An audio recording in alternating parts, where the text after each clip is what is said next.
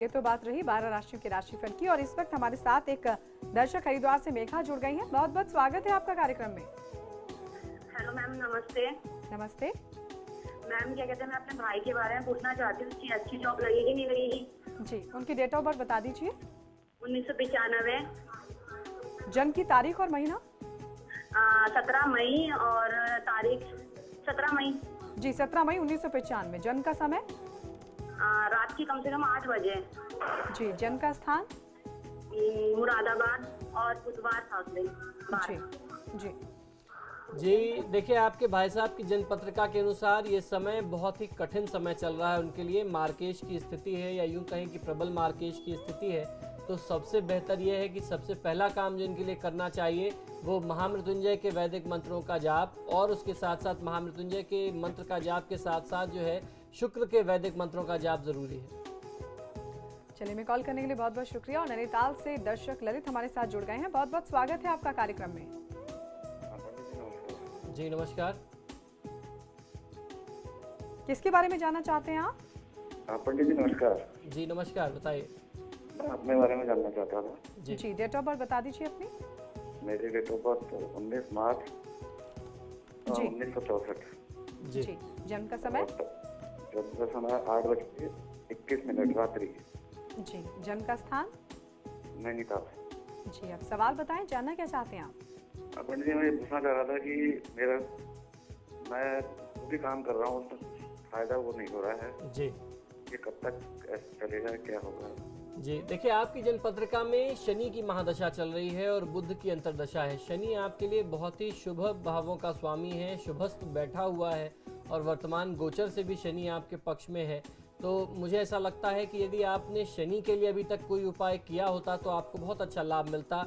आपको आवश्यकता है उचित मार्गदर्शन की।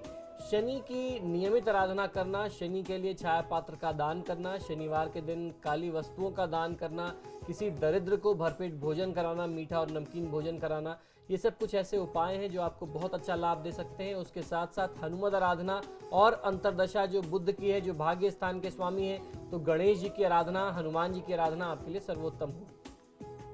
चलिए, हमें कॉल करने के लिए बहुत बहुत शुक्रिया। और आइए बात कर लेते हैं आज के महा उपाय की।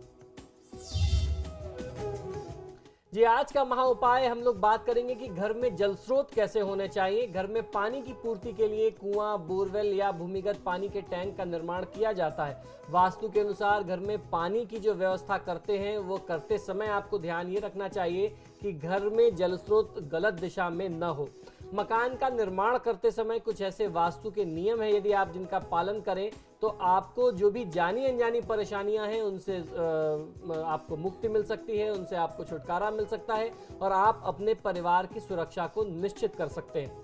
तो सबसे पहले आइए सिद्धांतों की बात करते हैं। पहला सिद्धांत यह है कि वास्तु के अनुसार पूर्व में जल स्रोत हो या टैंक बनवाएं तो आपको बहुत अच्छा लाभ मिलता है। गृहस्वामी के मान सम्मान और ऐश्वर्य में, धन धान्य में वृद्धि होती है। पश्चिम में होने पर मानहानि होता है। शरीर की आंतरिक शक्ति जो है वो आध्यात्मिक भावना में वृद्धि होने लगती है, और उसके साथ साथ आपकी जो आंतरिक शक्ति है ना वो कहीं ना कहीं से क्षीण होने लगती है, कमजोर होने लगती है।